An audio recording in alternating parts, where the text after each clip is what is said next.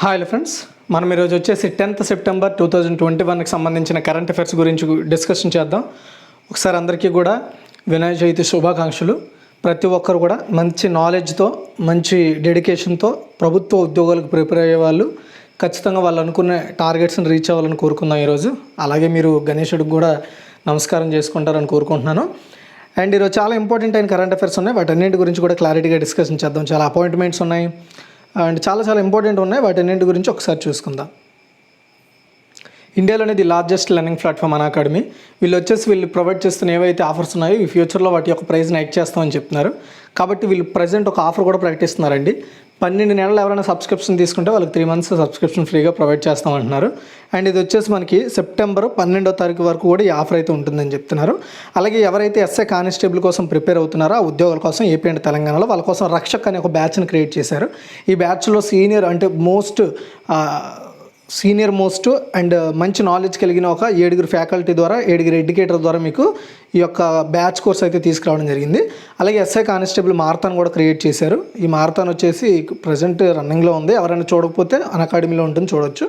అలాగే dual education session తీసుకొస్తారండి. ఎవరైతే history and physics like group 1, group 2 SI constable ఎగ్జామ్స్కి ప్రిపేర్ అయ్యే కోసం హిస్టరీ అండ్ ఫిజిక్స్ మీద మనకి డ్యూయల్ ఎడ్యుకేటర్ సెషన్ అనేది దొరుకుతుంది. ఇందులో ఎండి అక్బర్ సార్ అలాగే అమరేందర్ రాజు గారు ఇక్కడ మనకి ఈ క్లాసెస్ తీసుకుంటారు. అలాగే మల్టీ చాయిస్ క్వశ్చన్స్ ద్వారా హ్యూమన్ సైకాలజీ మీద లక్ష్మణయ్య కే గారు క్లాసెస్ తీసుకుంటారు. అలాగే Telangana specific topics and polity governance మీద బాలాజీ చెరబోయిన్ గారు క్లాసెస్ తీసుకుంటారు. అది ఇక్కడ గుర్తుపెట్టుకోండి, ఎవరైనా సరే ఇక్కడ ప్లస్ సబ్స్క్రిప్షన్ తీసుకుంటే వాళ్ళకి చాలా అడ్వాంటేజెస్ ఉంటాయి. ఆ అడ్వాంటేజ్ ఏంటి అనేది ఇక్కడ మీకు కంపారిజన్లో క్లారిటీగా కనబడుతుంది. మీరు నార్మల్గా ఎన్రోల్ అయ్యారనుకోండి, అంతా కూడా చాలా లిమిటెడ్ యాక్సెస్ ఉంటుంది. అది కూడా మన EDU Tech 10 అనే కోడ్ యూజ్ చేసి మీరు వెళ్తే లిమిటెడ్ యాక్సెస్ వస్తుంది. అంటే దాన్ని మీరు ఫుల్ యాక్సెస్ చేసుకోవాలంటే సబ్స్క్రిప్షన్ ప్లాన్ తీసుకోవాల్సి ఉంటుంది. అయితే మీరు సబ్స్క్రిప్షన్ ప్లాన్ పొందితే ఎవరైనా పర్టికులర్ ఎడ్యుకేటర్ని ఫాలో అవ్వచ్చు, పర్టికులర్ క్లాసెస్ ఫాలో అవ్వచ్చు, పర్టికులర్ బ్యాచ్ని, పర్టికులర్ కోర్స్ని, పర్టికులర్ సబ్జెక్ట్ని ఫాలో అవ్వడానికి అవకాశం ఉంటుంది. అలాగే అందులో ప్రొవైడ్ చేసే వీడియోస్ని, PDFని మీరు పొందడానికి అవకాశం ఉంటుంది. అయితే ఇక్కడ 1 month సబ్స్క్రిప్షన్ 1400 అండి. మీరు మన EDU Tech 10 అనే కోడ్ వాడితే మీకు 1260 రూపాయలకి ఈ యొక్క 10% డిస్కౌంట్తో మీకు ఈ సబ్స్క్రిప్షన్ ప్లాన్ అయితే రావడం జరుగుతుంది. అలా మీరు 12 నెలలు తీసుకుంటే మీకు 3 months అడిషనల్గా ఫ్రీగా కూడా రావడం జరుగుతుంది. ఎవరికైనా ఇంట్రెస్ట్ ఉందంటే ఇప్పుడు ప్రకటించిన ఆఫర్లోనే ట్రై చేయండి. కింద డిస్క్రిప్షన్లో అన్ని లింక్స్ ప్రొవైడ్ చేస్తాను, అవి మీకు ఫర్దర్గా యూజ్ అవుతాయి. చూడండి, ఈరోజు మన ఫస్ట్ క్వశ్చన్, కింద వాటిలో న్యూఢిల్లీ తీర్మానాన్ని ఆమోదించిన కూటమి ఇది. ఆన్సర్ చూసుకున్నట్టయితే బ్రిక్స్ అండి. ఈ బ్రిక్స్ ప్రజెంట్ జరుగుతున్న ఈ మీటింగ్కి మన ఇండియానే అధ్యక్షత వహిస్తోంది. ఇందులో మన నరేంద్ర మోదీ గారు పాల్గొనడం జరిగింది. అయితే ఆఫ్ఘనిస్తాన్లో నెలకొన్న ఏదైతే సంక్షోభం ఉందో దాన్ని శాంతియుతంగా పరిష్కరించడానికి, అది ఉగ్రవాదం వైపు వెళ్లకుండా ఉండడం కోసం న్యూఢిల్లీ తీర్మానాన్ని తీసుకొచ్చారు. దీనికి ఈ బ్రిక్స్ దేశాలన్నీ కూడా బ్రెజిల్, రష్యా, ఇండియా, చైనా, అలాగే సౌత్ ఆఫ్రికా, ఈ సభ్య దేశాలన్నీ కూడా, ఈ కూటమి దేశాలన్నీ కూడా దీనికి ఆమోదం తెలపడం కూడా జరిగింది. ఫ్యూచర్లో ఇలాంటి వాటిని, అంటే ఏదైతే ఫర్ ఎగ్జాంపుల్ ఉగ్రవాదం ఉందో అలాంటి వాటిని అడ్డుకట్ట వేయడానికి అండ్ ఆఫ్ఘనిస్తాన్ అనేది ఉగ్రవాదులకు స్థావరంగా మారకుండా చూడడం కోసం అండ్ ఫ్యూచర్లో ఇలాంటి కొన్ని సంక్షోభాలను ఎదుర్కోవడం కోసం ఈ తీర్మానం అయితే తీసుకురావడం జరిగిందండి. ఇలాంటి చాలా ఇంపార్టెంట్ అయిన కీలక అంశాల గురించి చర్చించుకున్నారు. ఆర్థికంగా కావచ్చు, సైబర్ సెక్యూరిటీ పరంగా కావచ్చు, ఇలాంటివన్నీ విషయాల్లో చర్చించుకున్నారు. బ్రెజిల్, రష్యా, భారత్, చైనా, దక్షిణాఫ్రికా దేశాల సమూహమే బ్రిక్స్. 13వ సదస్సు గురువారం అంటే నిన్న వర్చువల్గా జరిగింది. ప్రధాని మోదీ అధ్యక్షతన జరిగిన సదస్సులో రష్యా అధ్యక్షుడు పుతిన్, చైనా అధ్యక్షుడు జిన్పింగ్, బ్రెజిల్ అధ్యక్షుడు బోల్సోనారో, దక్షిణాఫ్రికా అధ్యక్షుడు సిరిల్ రమాఫోనో ఇందులో పార్టిసిపేట్ చేశారు. తర్వాత సెకండ్ వన్ అండి, ఇటీవలే ఏ రాష్ట్రంలో ఉన్న తమిరభారణి నది ఒడ్డిన 3200 ఏండ్ల నాటి నాగరికత ఆనవాళ్ళు దొరికాయి. ఆన్సర్ చూసుకున్నట్టయితే తమిళనాడు అండి. తమిళనాడు రాష్ట్రంలో ఉన్న తమిరాభారణి అనే నది ఒడ్డిన దగ్గరగా 3200 సంవత్సరాల నాటి నాగరికత ఆనవాళ్ళు దొరికాయి. ఈ విషయాన్ని స్వయంగా MK స్టాలిన్ గారు వాళ్ళ యొక్క అసెంబ్లీలో అనౌన్స్ చేశారు. తమిళనాడులో శివకలాయి వద్ద తవ్వకాల్లో మట్టి పెంకుల్లో దొరికిన కొన్ని బియ్యాన్ని కార్బన్ డేటింగ్ విధానం ద్వారా పరీక్షించగా అవి క్రీస్తు పూర్వం 1155 సంవత్సరాల నాటివి చెందినవంటవి. దీనిని పొరునాయి నాగరికతగా అభివర్ణించారు. పొరునాయి అనేది తమిరభారణి పూర్వపు పేరు. అండ్ తిరునెల్వేలిలో 15 కోట్లతో మ్యూజియం కూడా ఏర్పాటు చేయబోతున్నట్లుగా స్టాలిన్ గారు అసెంబ్లీలో ప్రకటించారు. తమిళ సాంస్కృతిక మూలాలు కనుక్కోవడానికి ఆంధ్రప్రదేశ్, కర్ణాటక, ఒడిస్సా ఇలా ఏవైతే భారత ఉపఖండంలో తవ్వకాలు చేపడతామని కూడా ఆయన ప్రకటించారు, గుర్తుపెట్టుకోండి, చాలా ఇంపార్టెంట్ అది. నెక్స్ట్ క్వశ్చన్ చూసుకుంటే థర్డ్ వన్, ఆంధ్రప్రదేశ్ నూతన ప్రధాన కార్యదర్శి అంటే చీఫ్ సెక్రటరీగా ఎవరు నియమితులయ్యారు? ఆన్సర్ చూసుకున్నట్టయితే సమీర్ శర్మ అండి. ఆంధ్రప్రదేశ్కి నూతన ప్రధాన కార్యదర్శి అంటే ప్రభుత్వాలకు సంబంధించిన ఉత్తర్వులు జారీ చేయడం కానీ ప్రభుత్వ బాధ్యతలు చేపట్టే ఒక ప్రభుత్వ అధికారి అనమాట చీఫ్ సెక్రటరీ అంటే. కొత్తగా సమీర్ శర్మ నియమితులు కావడం జరిగింది. ఈ మేరకు రాష్ట్ర ప్రభుత్వం ఉత్తర్వులు కూడా జారీ చేసింది. 1985 బ్యాచ్కి చెందిన ఐఏఎస్ సమీర్ శర్మ ఉమ్మడి ఏపీలో ఆప్కో ఐటీడీసీ సీఎండీగా పనిచేశారు. అక్టోబర్ 1 నుంచి ఆయన బాధ్యతలు తీసుకుంటారు. ఈ నెల 30న ప్రస్తుతం సీఎస్గా ఉన్న ఆదిత్యనాథ్ దాస్ గారు పదవి విరమణ చేయబోతున్నారు. ఆయనకు బదులుగా ఇప్పుడు ఆయన వారసత్వంగా మనకి సమీర్ శర్మ గారు బాధ్యతలు తీసుకుంటారు. చాలా ఇంపార్టెంట్, గుర్తుపెట్టుకోండి. తర్వాత ఫోర్త్ వన్, ప్రపంచ ఆత్మహత్యల నివారణ దినోత్సవం ఎప్పుడు జరుపుకుంటారు? సెప్టెంబర్ 10వ తారీఖునండి. ప్రపంచవ్యాప్తంగా ఏవైతే ఆత్మహత్యలు జరుగుతున్నాయో వాటిని నివారించడం కోసం WHO అలాగే international association for suicide prevention వీళ్ళిద్దరూ కలిసి సంయుక్తంగా సెప్టెంబరు 10న 2003లో ఈ డేని సెలబ్రేట్ చేయడం స్టార్ట్ చేశారు. ఆత్మహత్యను నివారించడానికి వివిధ మార్గాలను ప్రజలకు తెలియజేయడమే ఈరోజు యొక్క ఉద్దేశం. ఈరోజు జరుపుకున్న మొదటి సంవత్సరం 2004లో జరిగింది, ఫస్ట్ ఇయర్. అయితే 2003లో దీన్ని తీర్మానం ఆమోదించారు. ఆమోదించిన తర్వాత ఇయర్ నుండి ఈరోజు ఈ డే అంటే యునైటెడ్ నేషన్స్ ఏదైనా సరే వాళ్ళు తీర్మానించిన తర్వాత ఇయర్ నుండి ఆ డే సెలబ్రేట్ చేయడం స్టార్ట్ చేస్తారు. అయితే ఐఏఎస్పి అంటే ఏంటి? International association for suicide prevention అనమాట. ఇది ఆత్మహత్య కేసులు నివారించడానికి 60కి పైగా దేశాల్లో వందలాది కార్యక్రమాలు నిర్వహిస్తూ ఉంటుంది. ప్రపంచవ్యాప్తంగా ఆత్మహత్యలు పెరిగిపోతూనే ఉన్నాయి. చాలా చిన్న కారణాలకే చాలామంది ఆత్మహత్యలు చేసుకుంటున్నారు.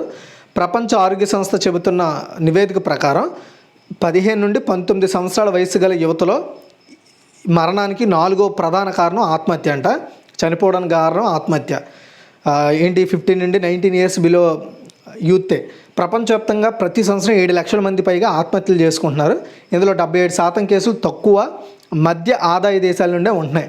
అంటే తక్కువ అంటే మరీ మిడిల్ క్లాస్ ఫ్యామిలీ అంటాం కదా, అలా మిడిల్ క్లాస్ దేశాల నుండి ఎక్కువ 77% ఎక్కువ మరణాలు అక్కడి నుండే ఉంటున్నాయంట. అయితే 2021 థీమ్ ఏంటి అంటే క్రియేటింగ్ హోప్ త్రూ యాక్షన్ అనే థీమ్తో సెలబ్రేట్ చేస్తున్నారు. నెక్స్ట్ ఫిఫ్త్ వన్, విద్యా వ్యవస్థలో మార్పు కోసం ఏ రాష్ట్రం లేదా UT board of school education international బకలారియేట్తో ఒప్పందం చేసుకుంది?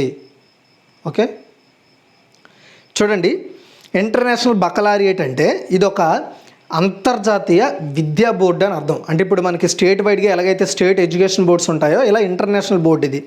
ఓకే, ఆన్సర్ చూసుకున్నట్టయితే ఢిల్లీ అండి.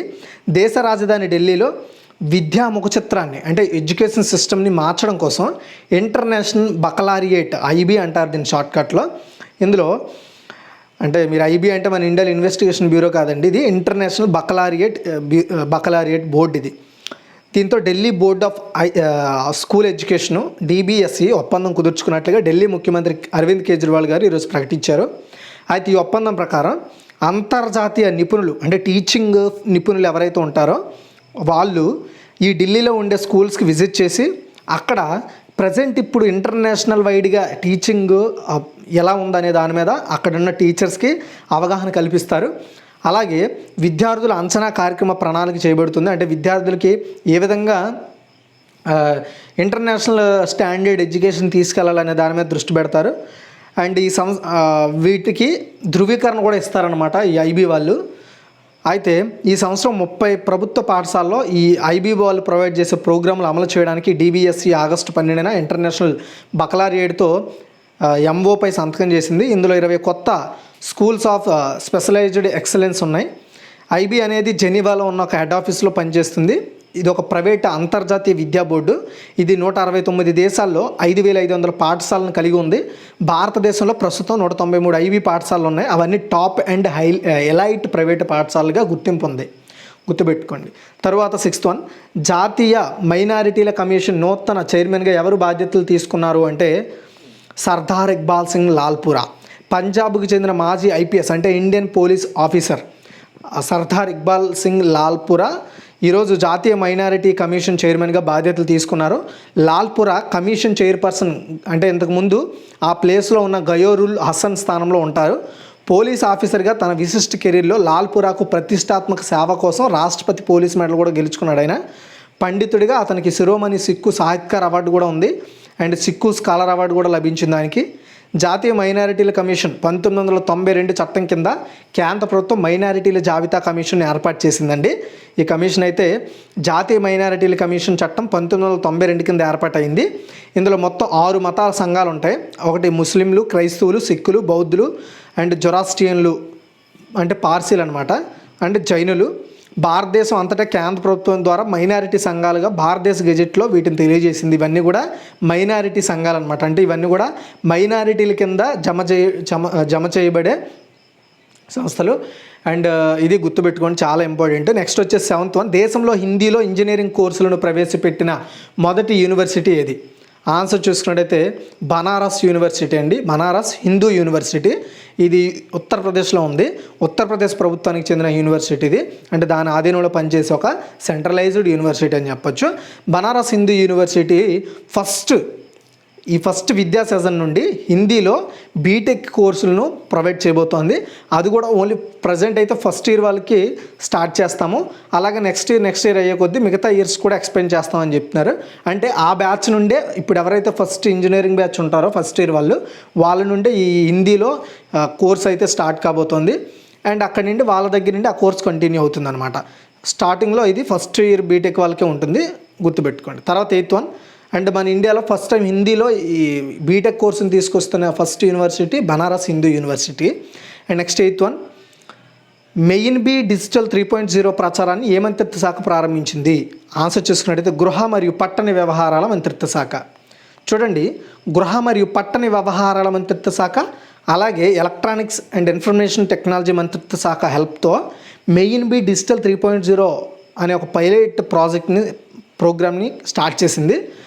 మన ఇండియాలో ఉన్న 223 నగరాల్లో పిఎం స్వానిధి పథకం కింద వీధి విక్రేతలు ఉంటారు కదా, వాళ్ళకి డిజిటల్ ఆన్బోర్డింగ్ అలాగే శిక్షణ కోసం ప్రత్యేక ప్రచారం అనమాట ఇది.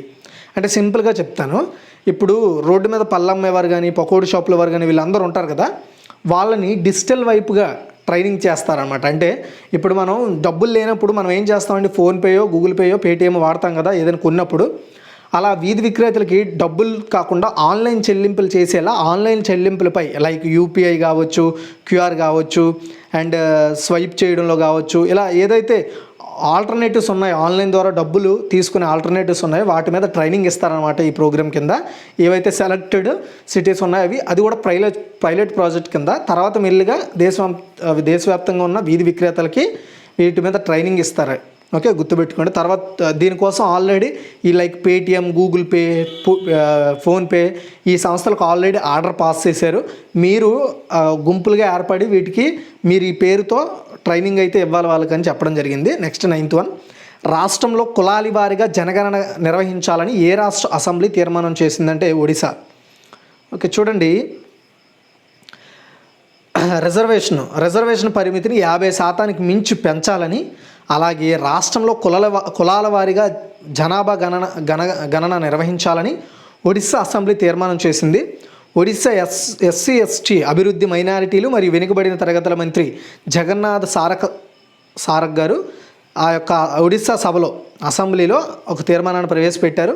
ఓబీసీలకు వసతి కల్పించడానికి రిజర్వేషన్ పరిమితిని 50% పెంచాలని కేంద్రాన్ని కోరాలని ఒడిశా రాష్ట్ర వెనుకబడిన తరగతుల కమిషన్ అడగాలని ఈ సభ తీర్మానం చేసింది. అంటే ఆ రాష్ట్ర కమిషన్ తరపున సెంట్రల్ గవర్నమెంట్ని అడుగుతారనమాట. అయితే సెంట్రల్ గవర్నమెంట్ డైరెక్ట్గా ఇచ్చేదు, ఎందుకంటే 50% మించి రిజర్వేషన్ ఇవ్వడం అనేది సుప్రీంకోర్టు ప్రజెంట్ ఉన్న చట్టం ప్రకారం, రాజ్యాంగం ప్రకారం అది అప్లికేబుల్ కాదని చాలా తీర్మానాల్లో చెప్పింది.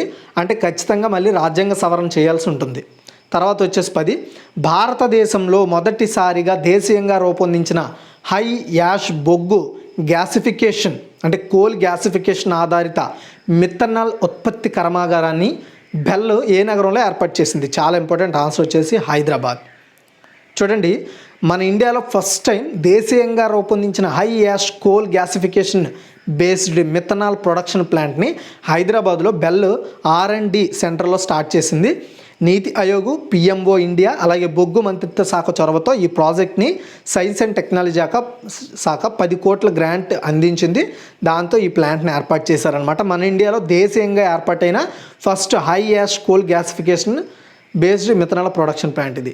తర్వాత 11, జార్ఖండ్లో నీటి సరఫరా మౌలిక సదుపాయాలను మెరుగుపరచడానికి ఇటీవల ఏ ఆర్థిక సంస్థ $112 మిలియన్ రుణాన్ని ఆమోదించింది? ఆన్సర్ వచ్చేసి ఆసియా డెవలప్మెంట్ బ్యాంక్ అండి. జార్ఖండ్ రాష్ట్రంలో 4 సిటీస్లో మంచి సేవలను అలాగే నీటి పంపిణీ కోసం వాటి మౌలిక సదుపాయాలను అభివృద్ధి చేయడానికి పట్టణ స్థానిక సంస్థలు అంటే లైక్ ఇప్పుడు చూడండి గ్రేటర్ మున్సిపాలిటీస్ అంటాం కదా, అలా అనమాట. అంటే జిహెచ్ఎంసి, జీవీఎంసి ఇలాంటివి ఉంటాయి కదా, గ్రేటర్ లెవెల్లో ఉండే సిటీస్, వాటిని స్థానిక సంస్థలు అంటారు. ఆ సంస్థలకు సామర్థ్యాలను బలోపేతం చేయడానికి ఆసియన్ డెవలప్మెంట్ బ్యాంకు అంటే ఏడీబీ భారత ప్రభుత్వం మధ్య $112 మిలియన్ రుణంపై సంతకం అయితే చేయబడింది. దీని ద్వారా జార్ఖండ్లో ఈ 4 సిటీస్లో ఎంపికైన 4 సిటీస్లో మౌలిక సదుపాయాలని డెవలప్ చేస్తారు. నెక్స్ట్ 12, ఉత్తరాఖండ్ రాష్ట్ర నూతన గవర్నర్గా ఎవరు నియమితులయ్యారు? చాలా ఇంపార్టెంట్ అండి, ఎందుకంటే రీసెంట్గానే బేబీ రాణి మౌర్య గారు ఈ ప్లేస్ నుండి తప్పుకున్నారు. ఇప్పుడు కొత్తగా శ్రీ గుర్మిత్ సింగ్ గారు నియమితులు కావడం జరిగింది. ఈయన ఆర్మీ డిప్యూటీ చీఫ్ మాజీ అండ్ లెఫ్టినెంట్ అయిన జనరల్ గుర్మిత్ సింగ్ ఉత్తరాఖండ్ గవర్నర్గా నియమితులయ్యారు. బేబీ రాణి మౌర్య గారు రాజీనామా చేసిన తర్వాత ఆ పదవిలో ఈయన నియమించబడ్డారు. రాష్ట్రపతి భవన్ ప్రకటన ప్రకారం రాష్ట్రపతి రామ్నాథ్ కోవింద్ గారు మౌర్య రాజీనామాను ఆమోదించి సింగ్ గారు రాష్ట్ర గవర్నర్గా నియమించారు. లెఫ్టినెంట్ జనరల్ సింగ్ దాదాపు 4 దశాబ్దాల సేవల తర్వాత ఫిబ్రవరి 2016లో సైని నుండి రాజీనామా పదవి విరమణ చేశారు. ఆ టైంలో అతను ఆర్మీ స్టాఫ్ అలాగే డిప్యూటీ చీఫ్ అలాగే సహాయక జనరల్ మరియు కార్ప్ కమాండర్ ఆఫ్ వ్యూహాత్మక ఎక్స్వీ కాప్స్కి అలాంటి పెద్ద పెద్ద బాధ్యతలు ఈయన పనిచేశారు. తర్వాత 13, తమిళనాడు రాష్ట్ర నూతన గవర్నర్గా ఎవరు నియమితులయ్యారంటే శ్రీ ఆర్ఎన్ రవి. తమిళనాడు గవర్నర్గా అపాయింట్ అయిన ఆర్ఎన్ రవి పూర్తి పేరు రవీంద్ర నారాయణ రవి. ఇతను మాజీ ఐఏఎస్ అధికారి అంటే ఇండియన్ అడ్మినిస్ట్రేషన్ ఆఫీసర్. 1976 బ్యాచ్కి చెందిన కేరళ కేడర్ ఐఏఎస్ ఆఫీసర్. ఆయన ఇంటెలిజెన్స్ బ్యూరో చీఫ్గా పనిచేస్తూ ఐపీఎస్ ఆఫీసర్ అండి, ఐఏఎస్ కాదు, ఐపీఎస్ ఆఫీసర్. 2012లో పదవి విరమణ చేశారు. 2018లో జాతీయ ఉపభద్రతా సలహాదారునిగా కూడా పనిచేశారు. 2019లో ఆయన్ను నాగాలాండ్ గవర్నర్గా నియమించింది రాష్ట్రపతి భవనం. నాగాలాండ్ వేర్పాటువాదుల గ్రూపులతో ఆయన చర్చలు నిర్వహించారు. ఆ అనుభవం ఉంది అతనికి, కొంతవరకు అవి ఫలించే కూడా. Retired lieutenant general Gurmeet Singh deputy chief of army స్టాఫ్గా పనిచేశారు. ఓకే, సో ఇది యాక్చువల్గా వేరే క్వశ్చన్లో ఇక్కడ పడింది, బట్ ఇంతవరకే రైట్, గుర్తుపెట్టుకోండి. నెక్స్ట్ పంజాబ్ రాష్ట్రానికి నూతన గవర్నర్గా ఎవరు నియమితులయ్యారంటే శ్రీ బన్వారీలాల్ పురోహిత్. యాక్చువల్గా ఈ గవర్నర్ అపాయింట్మెంట్స్ అన్నీ కూడా ఒకే క్వశ్చన్లో చెప్పాల్సింది, బట్ ఎందుకంటే ఒక్కొక్క వ్యక్తికి ఒక్కొక్క స్పెషల్ క్యాడర్ ఉంటుంది, అతనికి సంబంధించిన డీటెయిల్స్ అనేవి సపరేట్గా చెప్పాలి కాబట్టి సపరేట్గా క్వశ్చన్లు ఇచ్చాను. ఆన్సర్ చూసుకున్నట్టయితే శ్రీ బన్వారీలాల్ పురోహిత్ అండి. ఇతను పంజాబ్ గవర్నర్గా ప్రమాణ స్వీకారం చేశారు. అతను చండీగఢ్ అడ్మినిస్ట్రేటర్ కూడా, అంటే ఇటువైపు పంజాబ్కి అలాగే చండీగఢ్ యూటీకి అడ్మినిస్ట్రేటర్గా కూడా ఉంటారు. అండ్ బన్వారీలాల్ పురోహిత్ వీపీ సింగ్ బద్నోర్ స్థానంలో నియమించబడడం జరిగింది. ఇంతకుముందు ఆ ప్లేస్లో వీపీ సింగ్ బద్నోర్ గారు ఉండేవారు. దేనికి? పంజాబ్ రాష్ట్రానికి. నెక్స్ట్ 15 అండి, జగదీష్ ముఖికి నాగాలాండ్ గవర్నర్గా అదనపు బాధ్యతలు అప్పగించారు. ఆయన ప్రస్తుతం ఏ రాష్ట్రానికి గవర్నర్ అంటే అస్సాం గవర్నర్ జగదీష్ ముఖికి నాగాలాండ్ గవర్నర్గా అదనపు బాధ్యతలు ఇచ్చారు. జగదీష్ ముఖి ఒక భారతీయ రాజకీయ నాయకుడు. అతను భారతీయ జనతా పార్టీ అలాగే రాష్ట్రీయ స్వయం సేవక సంఘ సభ్యుడు. జగదీష్ ముఖి ఢిల్లీ ప్రభుత్వంలో ఆర్థిక, ప్రణాళిక, ఎక్సైజ్ అండ్ పన్నుల వంటి ఉన్నత మంత్రిత్వ శాఖల్లో పనిచేశారు. ఢిల్లీ బీజేపీ ప్రధాన కార్యదర్శి, జమ్మూ అండ్ కాశ్మీర్ బీజేపీ వ్యవహారాల ఇన్ఛార్జ్ మరియు హర్యానా బీజేపీ వ్యవహారాల ఇన్ఛార్జ్ వంటి పదవుల్లో పనిచేశారు. అతను ఆగస్టు 2016లో అండమాన్ మరియు నికోబార్ దీవులకి లెఫ్టినెంట్ గవర్నర్ కూడా పనిచేసిన ఎక్స్పీరియన్స్ ఉంది, అందుకే ఆయనకి అడిషనల్గా బాధ్యతలు ఇచ్చారు. తర్వాత 16, international union for conservation of nature, దీన్ని IUCN అంటారు. దీనికి అధ్యక్షునిగా అరబ్ నుండి ఎన్నికైన మొదటి మహిళ ఎవరు? ఆన్సర్ చూసుకున్నట్టయితే జాన్ ఆల్ ముబారక్. పర్యావరణ ఏజెన్సీ అబుదాబి మరియు మొహమ్మద్ బిన్ జయద్ జాతుల పరిరక్షణ నిధి, ఈ రెండింటికి మేనేజింగ్ డైరెక్టర్గా ఉన్న ఇక్కడ జాన్ ఆల్ ముబారక్ కాదు, రజాన్. చిన్న మిస్టేక్ అంటే కట్ అయింది, రజాన్. రైట్ ఆన్సర్ వచ్చేసి రజాన్ ఆల్ ముబారక్ ప్రపంచంలోనే అతిపెద్ద మరియు ప్రసిద్ధ పరిరక్షణలో ఒకటైన international union for conservation of nature IUCN అధ్యక్షురాలుగా ఎన్నికయ్యారు. IUCNకి నాయకత్వం వహించిన మొదటి మహిళ జాంగ్ జిన్షెంగ్. అండ్ IUCN యొక్క 15వ అధ్యక్షునిగా రజాన్ ఆల్ ముబారక్ గారు ఎన్నికయ్యారు. అండ్ IUCN అనేది 1400 ప్రభుత్వ సంస్థలు మరియు ఎన్జిఓలతో కూడిన ఒక సభ్యతత్వ సంస్థ IUCN అనేది. ఈ సమూహం బహుశా దాని రెడ్ లిస్టులో ఉన్న జాతుల్ని లిస్టెడ్ చేస్తుంది, వాటిని ప్రపంచ దేశాలకు తెలియజేస్తుంది. ఇది ప్రపంచవ్యాప్తంగా పరిరక్షణ ప్రాధాన్యతలను తీసుకుంటుంది నేచురల్ వైడ్. అయితే IUCNలో సభ్య దేశాలు కొన్ని చూసుకుంటే ఆఫ్రికా, మోసో అండ్ దక్షిణ అమెరికా, ఉత్తర అమెరికా అండ్ కరేబియన్, దక్షిణ ఆసియా, తూర్పు ఆసియా దేశాలు, పశ్చిమాసియా దేశాలు, ఓషియానియా, తూర్పు యూరోప్, ఉత్తర మరియు మధ్య ఆసియా, పశ్చిమ ఐరోపా ప్రాంతాలకు 28 ప్రాంతీయ కౌన్సిల్ను కూడా ఈమెతో పాటు నియమించారు. తర్వాత క్వశ్చన్ చూసుకుంటే న్యూ సౌత్ వేల్స్ సుప్రీంకోర్టులో జస్టిస్గా నియమితులైన మొదటి భారతీయ సంతతికి చెందిన ఆస్ట్రేలియన్ ఎవరు? ఆన్సర్ చూసుకున్నట్టయితే మెంట్ దంజీ ఎస్సీ. సిడ్నీకి చెందిన ప్రముఖ న్యాయవాది హమెంట్ దంజీ ఎస్సీ న్యూ సౌత్ వేల్స్కి సుప్రీంకోర్టులో జస్టిస్గా నియమితులయ్యారు. దీంతో ఆ పదవికి నియమితులైన ఫస్ట్ సంతతికి చెందిన ఆస్ట్రేలియన్గా ఆయన నియమితులు కావడం జరిగింది. అతను ఇప్పుడు సుప్రీంకోర్టు సాధారణ న్యాయ విభాగానికి ప్రధాన న్యాయమూర్తిగా అలాగే అప్పీల్ న్యాయమూర్తిగా కూడా బాధ్యతలు స్వీకరిస్తాడు. 1990లో న్యాయవాద ప్రాక్టీస్ ప్రారంభించిన దంజీకి 30 years ఎక్స్పీరియన్స్ ఉంది వీటి లేదా జ్యుడిషియల్ మీద. ఓకే, ఒకసారి క్విక్ రివ్యూ చూద్దాం. కింద వాటిలో న్యూఢిల్లీ తీర్మానం ఆమోదించిన కూటమి ఏదంటే బ్రిక్స్. అలాగే ఇటీవల ఏ రాష్ట్రంలో ఉన్న తమరీ బారణి నది ఒడ్డిన 3200 ఏండ్ల నాటి నాగరికత ఆనవాళ్ళు దొరికాయంటే తమిళనాడు. నెక్స్ట్ క్వశ్చన్ చూసుకుంటే ఆంధ్రప్రదేశ్ నూతన ప్రధాన కార్యదర్శిగా ఎవరు నియమితులు అంటే సమీర్ శర్మ. అండ్ ప్రపంచ ఆత్మహత్యల నివారణ దినోత్సవం ఎప్పుడు సెలబ్రేట్ చేసుకుంటారంటే September 10. అండ్ విద్యా వ్యవస్థలో మార్పు కోసం ఏ రాష్ట్రం లేదు UT. Board of school education international బకాలారియేట్తో ఒప్పందం చేసుకుందంటే ఢిల్లీ. అండ్ జాతీయ మైనారిటీల కమిషన్ నూతన చైర్మన్గా ఎవరు బాధ్యతలు తీసుకున్నారంటే సర్దార్ ఇక్బాల్ సింగ్ లాల్పూరా. అండ్ దేశంలో హిందీలో ఇంజనీరింగ్ కోర్సులు ప్రవేశపెట్టబడిన మొట్టమొదటి యూనివర్సిటీ ఏంటంటే Banaras Hindu university. And main B digital 3.0 ప్రచారాన్ని ఏ మంత్రిత్వ శాఖ స్టార్ట్ చేసిందంటే గృహ మరియు పట్టణ వ్యవహారాల మంత్రిత్వ శాఖ. రాష్ట్రంలో కులాల వారీగా జనగణన నిర్వహించాలని ఏ రాష్ట్ర అసెంబ్లీ తీర్మానం చేసిందంటే ఒడిశా. అండ్ భారతదేశంలో మొదటిసారిగా దేశీయంగా రూపొందించిన high ash coal gasification based methanol ఉత్పత్తి కర్మాగారాన్ని బెల్ ఏ నగరంలో ఏర్పాటు చేసిందంటే హైదరాబాద్. జార్ఖండ్లో నీటి సరఫరా మౌలిక సదుపాయాలను మెరుగుపరచడానికి ఇటీవల ఏ ఆర్థిక సంస్థ $112 మిలియన్ రుణాన్ని ఆమోదించిందంటే ఆసియన్ డెవలప్మెంట్ బ్యాంక్. ఉత్తరాఖండ్ రాష్ట్ర నూతన గవర్నర్గా ఎవరు నియమితులయ్యారు అంటే గుర్మిత్ సింగ్ అండి. తర్వాత వచ్చేసి తమిళనాడు రాష్ట్ర నూతన గవర్నర్గా ఎవరు నియమితులయ్యారంటే శ్రీ RN రవి. అండ్ పంజాబ్ రాష్ట్రానికి నూతన గవర్నర్గా ఎవరు నియమితులయ్యారంటే శ్రీ బన్వారీలాల్ పురోహిత్. తర్వాత వచ్చేసి జగదీష్ ముఖి నాగాలాండ్ గవర్నర్గా అదనపు బాధ్యతలు అప్పగించారు. ఆయన ప్రస్తుతం ఏ రాష్ట్రానికి గవర్నర్ అంటే Assam. And international union for conservation of nature అధ్యక్షునిగా అరబ్ నుండి ఎన్నికైన మొదటి మహిళ ఎవరు అంటే రజాన్ అల్ ముబారక్.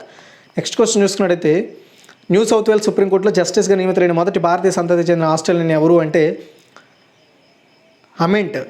ఇక్కడ ఫస్ట్ కొంచెం కట్ అవ్వడం జరిగింది. హమెంట్ దంజీ, అతని పూర్తి పేరు హమెంట్ దంజీ ఎస్సీ. హమెంట్ దంజీ ఎస్సీ గుర్తుపెట్టుకోండి, పూర్తి పేరు హమెంట్ దంజీ ఎస్సీ. Thanks for watching guys. ఈ వీడియో షేర్ చేయండి, లైక్ చేయండి. మరిన్ని అప్డేట్స్ కోసం మన ఛానల్ ఫాలో అవ్వండి.